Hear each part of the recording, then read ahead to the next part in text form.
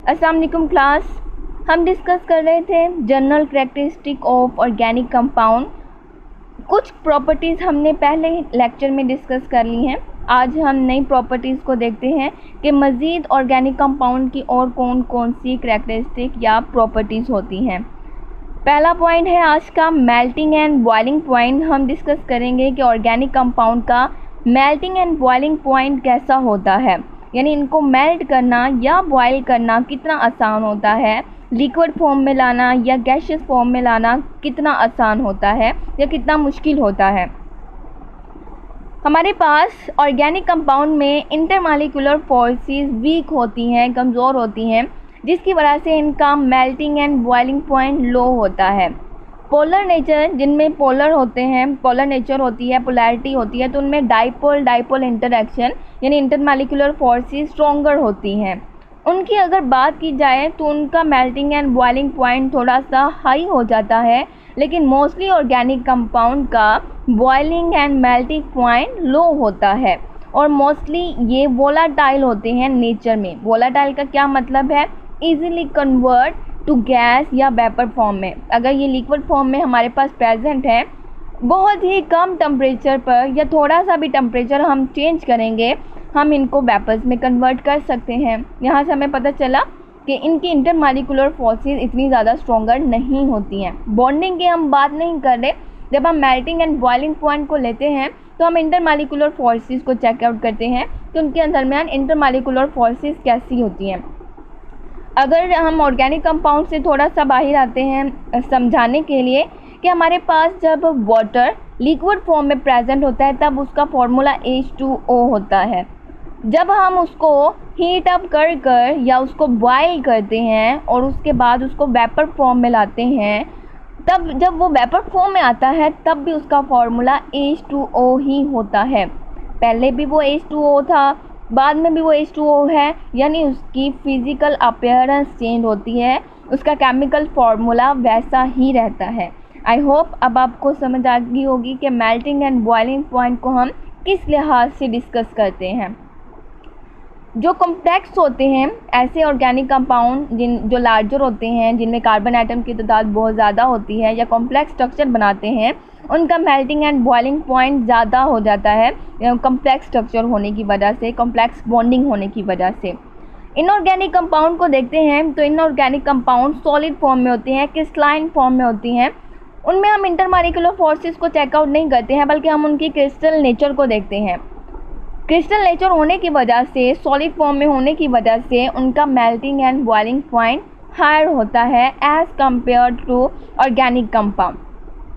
Then हम stability की तरफ आते हैं कि स्टेबल कौन है, अपनी फॉर्म में स्टेबल कौन रहता है। ऑर्गेनिक कंपाउंड को देखें तो वो तो आसानी से एक फॉर्म से दूसरी फॉर्म में कन्वर्ट हो सकते हैं, यानी वो अपनी फॉर्म के लिहाज से लेस स्टेबल होते हैं। अगर वो पहले लिक्विड फॉर्म में है तो हम उनको गैस फॉर्म में आसानी से कन्वर्ट कर सकते हैं, लिक्विड से उनको सॉलिड फॉर्म में आसानी से ला सकते हैं। तो स्टेबिलिटी के लिहाज से देखें तो ऑर्गेनिक कंपाउंड लेस स्टेबल होते हैं, क्योंकि हम उनको एक फॉर्म से दूसरी फॉर्म में आसानी से कन्वर्ट कर सकते हैं। थर्ड पॉइंट है कंबस्टिबिलिटी, कंबस्शन यानी जलने का प्रोसेस, बर्निंग का प्रोसेस। ठीक है, अब हमने देखना है कि ऑर्गेनिक कंपाउंड कंबस्शन करते हैं, कंबस्शन प्रोसेस में यूज़ होते हैं या कंबस्टिबिलिटी शो करते हैं। तो ऑर्गेनिक कंपाउंड हाईली कंबस्टिबल होते हैं क्योंकि उनमें कार्बन की परसेंटेज हाई होती है, यानी उनमें बाकी एलिमेंट की निस्बत कार्बन की एलिमेंट परसेंटेज ज़्यादा होती है, और जो कंबस्शन का प्रोसेस है वो कार्बन की प्रेजेंस की वजह से होता है। ऑक्सीजन की प्रेजेंस में कार्बन बर्निंग का प्रोसेस कंबस्शन का प्रोसेस शो करता है। इनऑर्गेनिक कंपाउंड देखें तो inorganic compound mostly non combustible होते हैं। एक आधी ऐसे हमारे पास साल्ट होंगे, कुछ साल्ट ऐसे होते हैं जो कंबस्टिबल होते हैं या जिनको जलाया जा सकता है, बर्नेबल होते हैं, लेकिन mostly inorganic compound non combustible होते हैं। आइसोमरिज्म की प्रॉपर्टी देखते हैं कि क्या ये आइसोमरिज्म की प्रॉपर्टी शो करते हैं। हमने ऑर्गेनिक कंपाउंड में आइसोमरिज्म की प्रॉपर्टी को डिटेल से डिस्कस किया है कि ऑर्गेनिक कंपाउंड अपनी डाइवर्सिटी और अपनी मैग्नीट्यूड के लिहाज से बहुत ज़्यादा होते हैं। क्यों? क्योंकि उनके अंदर एक नेचर प्रेजेंट होती है, एक फिनोमेना वो शो करते हैं। वो फिनोमेना है आइसोमरिज्म का, कि वो मॉलिक्यूलर फार्मूला सेम रखते हैं लेकिन वो अपनी स्ट्रक्चर में चेंजेस करने की वजह से अपनी प्रॉपर्टी, अपनी फिजिकल अपीयरेंस चेंज कर देते हैं। लेकिन इनऑर्गेनिक कंपाउंड की बात करें तो इनऑर्गेनिक कंपाउंड में ये प्रॉपर्टी यानी आइसोमरिज्म का फिनोमेना बहुत कम होता है, रेयर होता है, एक आध में ही होता है। लेकिन अगर हम ऑर्गेनिक कंपाउंड को देखें तो उसके सारे कंपाउंड इस प्रॉपर्टी को शो करते हैं। लास्ट वन है rate of reaction. Rate of reaction कैसा होता है? स्लो होता है, स्पीड अप होता है, कि रिएक्शन आसानी से शो कर देते हैं। कुछ इस तरह से हमने डिस्कस करना है।